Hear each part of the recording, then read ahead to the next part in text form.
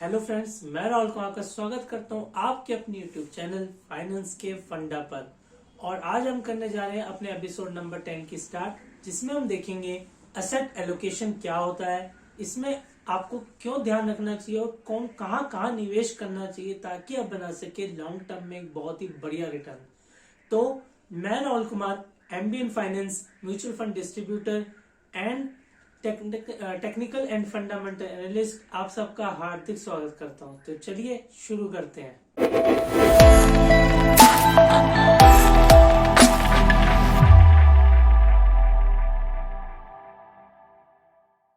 तो सबसे पहले हम जानने की कोशिश करते हैं कि एसेट एलोकेशन आखिर होता क्या है। तो जैसे कि आप जानते हैं, मार्केट में या अगर हम बात करें इंडिया में, निवेश करने के बहुत सारे तरीके हैं। चाहे वो पीपीएफ हो, चाहे वो आपका रियल एस्टेट हो, गोल्ड हो, सेविंग अकाउंट में भी कई लोग पैसा रखते हैं अपना, और कुछ लोग कैश में भी रखते हैं। तो इस तरह बहुत सारे निवेश जो है लोग अलग अलग तरीके से करते हैं। पर क्या आप जानते हैं कि टॉप 4 क्लासेस जिनमें आपको निवेश करना चाहिए, जो एसेट एलोकेशन के प्राइमरी गोल्स को, प्राइमरी ऑब्जेक्टिव को क्या आप फुलफिल करते हैं, जो आपको दे सकता है एक बढ़िया रिटर्न अगर आप उसको फॉलो करते हैं। तो जैसे कि आप अपने स्क्रीन पे देख सकते हैं, 4 ऐसे एसेट क्लासेस जहां आपको निवेश करना चाहिए, या अगर आप अभी तक नहीं कर रहे हैं तो आपको करना चाहिए, और अपने आप का जो इन्वेस्टमेंट है उसको अलग अलग इसमें पोर्शन में डिवाइड करना चाहिए। तो सबसे पहले अगर हम बात करें कि कैश इक्विवेलेंट, बिल्कुल कुछ लोग अपना पैसा सेविंग अकाउंट में रखते हैं या मनी मार्केट अकाउंट्स में रखते हैं, सर्टिफिकेट ऑफ डिपॉजिट्स में भी जो है निवेश करते हैं। अगर आप सर्टिफिकेट डिपॉजिट के बारे में नहीं जानते तो मेरी नेक्स्ट वीडियो क्या पता हो सकती है उस पर, तो हमारे चैनल को अभी आप सब्सक्राइब कर लीजिए, ताकि क्योंकि आपको नेक्स्ट वीडियो में भी आपके ही को बढ़िया टॉपिक पे मिल सकती है। तो कंटिन्यू करते हैं।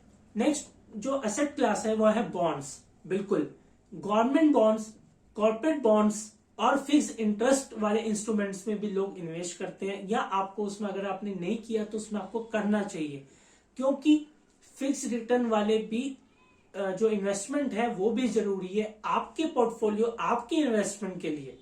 तो अगर हम बात करें नेक्स्ट एसेट क्लास की, जो है स्टॉक्स, जिसके बारे में पिछले 1 साल या 2 साल से पूरी दुनिया बात कर रही है, क्योंकि जहां सबसे ज्यादा रिटर्न बनाया है वो यही एसेट क्लास थी, स्टॉक्स, जिसमें मार्केट में लोगों को बहुत अच्छा रिटर्न मिला। बहुत सारे नए लोग इसमें एंटर हुए। तो कुछ लोग इक्विटी शेयर्स में इन्वेस्ट करते हैं, कुछ लोग म्यूचुअल फंड में इन्वेस्ट करते हैं। म्यूचुअल फंड में भी अलग अलग, जैसे लार्ज कैप, मिड कैप और स्मॉल कैप में अलग अलग तरीके से लोग निवेश करते हैं। और last but not the least, tangible assets में लोग इन्वेस्ट करते हैं।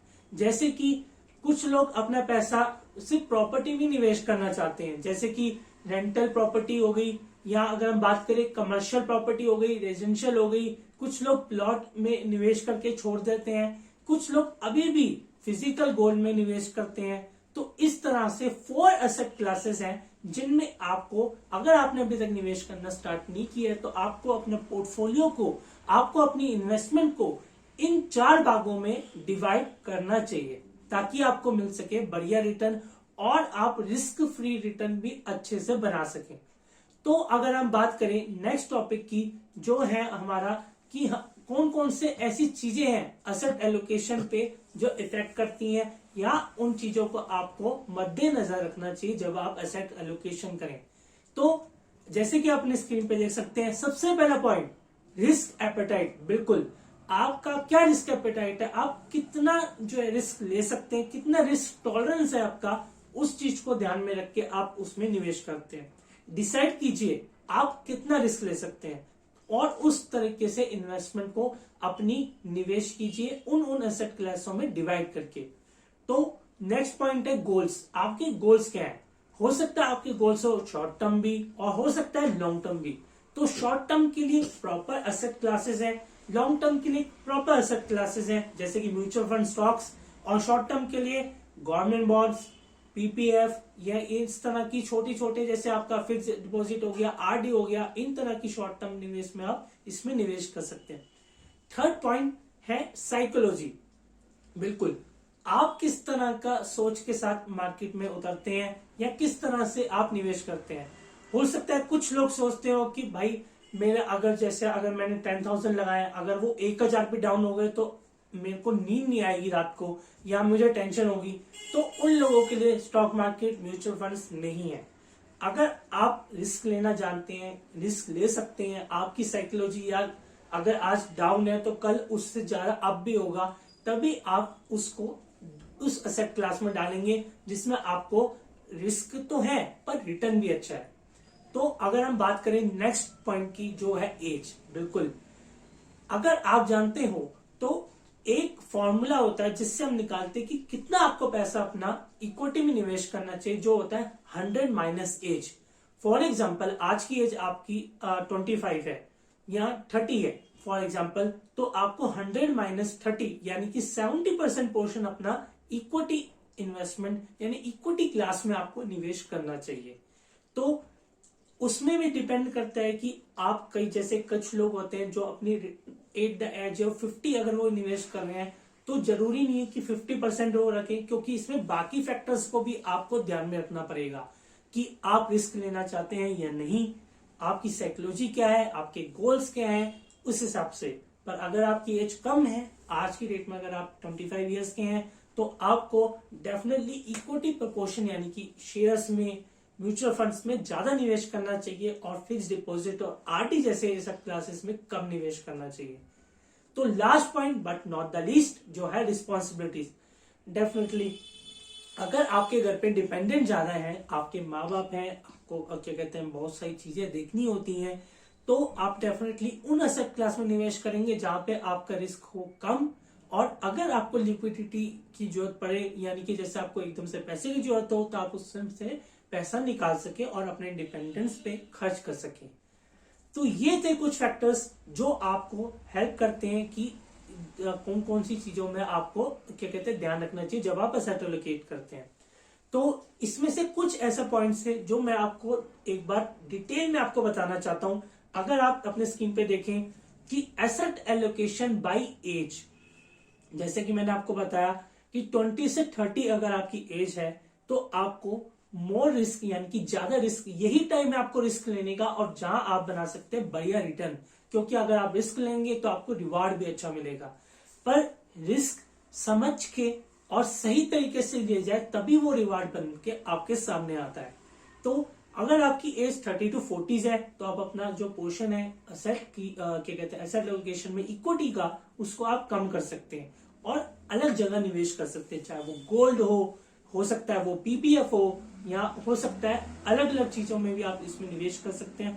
पर इक्विटी में आपका पोर्शन डेफिनेटली थोड़ा सा कम हो जाएगा। वहीं अगर हम बात करें 60 टू 70 एज में, तो आपका पोर्शन जो है इक्विटी में 30 टू 40% होना चाहिए।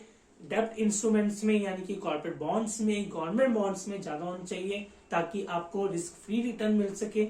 और अगर हम बात करें 70, तो आप रिस्क नहीं ले सकते इस एज में आके, और आपको अपनी पेंशन अमाउंट को रिस्क पे नहीं लेना चाहिए।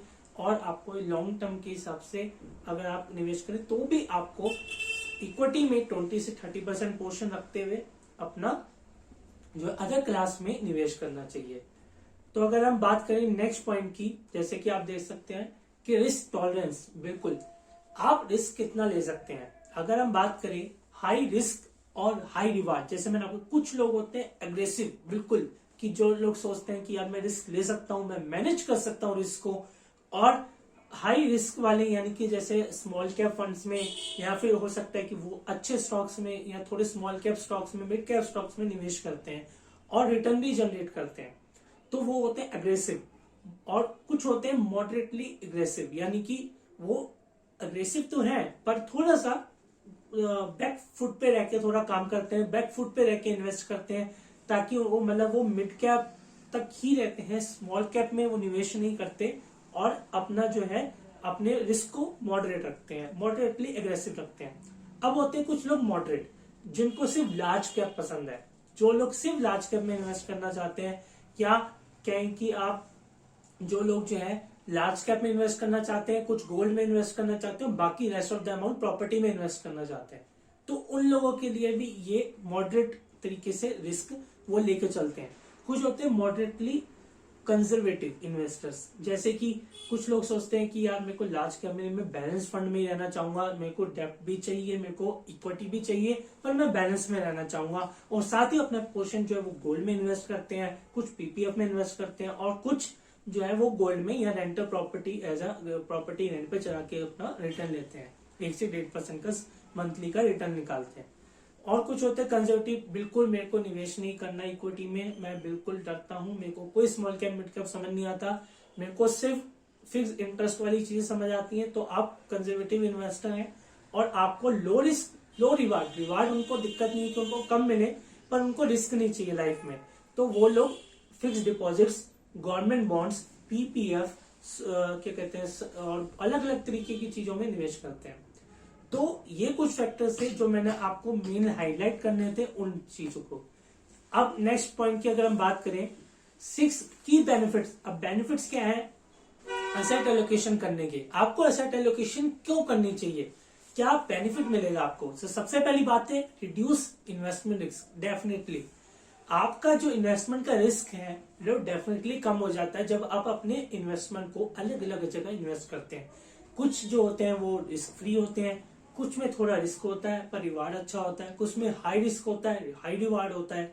तो इस तरह से आप जो अपनी असेट्स को, अपनी इन्वेस्टमेंट को अलग अलग जो है डिवाइड कर देते हैं, कुछ प्रॉपर्टी, कुछ गोल्ड, कुछ इक्विटी, कुछ म्यूचुअल फंड, इस तरीके से आप अपना बना सकते हैं। ऑप्टिमाइज रिटर्न, इसमें आपका रिटर्न भी बढ़िया होता है, क्योंकि हो सकता है कुछ बंदा जो है इन्वेस्टमेंट करना चाहता हो पर क्या कहते हैं वो इक्विटी में लार्ज में ही कर रहा हो, पर उसका लॉन्ग टर्म हॉरिजन हो तो उसको लार्ज कैप में नहीं, मिड और स्मॉल कैप में भी जा सकता है, या किसी सेक्टर फंड में भी निवेश कर सकते हैं। तो इस तरह से अलग अलग चीजों में इन्वेस्ट करके वो अपना रिस्क भी कम करते हैं और रिटर्न भी अच्छा जनरेट करते हैं। अगर हम बात करें नेक्स्ट पॉइंट की, help in being attend to your financial goals. बिल्कुल ये आपकी हेल्प करता है ताकि आप अपने गोल्स को, अगर आपका शॉर्ट टर्म गोल है तो वहां पे आप जल्दी पहुंच सके, आपका लॉन्ग टर्म गोल है तो वहां पे अच्छा रिटर्न और जल्दी पहुंच सके। नेक्स्ट पॉइंट की अगर मैं बात करूं, मेक्स मार्केट टाइमिंग इररेलेवेंट। बिल्कुल जरूरी नहीं है कि आप क्या कहते हैं जो अगर एसआईपी स्टार्ट की है तो आपको डेली मार्केट व्यू करना पड़े, क्योंकि वो आपका काम नहीं है। उसके लिए फंड मैनेजर्स बैठे हैं, वो अपना काम करेंगे, वो आपकी हर मंथ आपकी इन्वेस्टमेंट जारी है, तो आपको मार्केट को टाइमिंग करने की जरूरत नहीं है। आपने गोल्ड में इन्वेस्ट करा तो आपको मार्केट को टाइमिंग करने की जरूरत नहीं है उसके लिए। अगर हम बात करें, अगर आपने रियल एस्टेट में किया तो आपको मार्केट की टाइमिंग की जरूरत नहीं है।